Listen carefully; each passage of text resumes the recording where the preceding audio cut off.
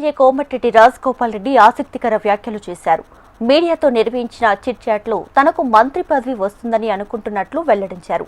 కెపాసిటీని బట్టి మంత్రులను ఎంపిక చేస్తారన్నారు.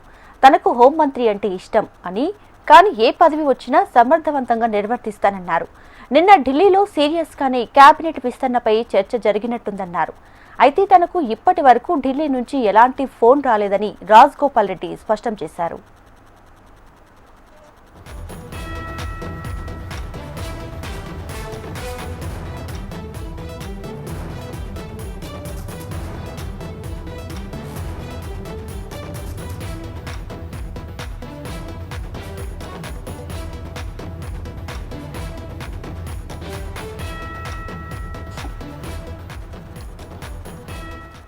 మునుగోడు ఎమ్మెల్యే కోమటిరెడ్డి రాజగోపాల్ రెడ్డి ఆసక్తికరమైన వ్యాఖ్యలు చేశారు.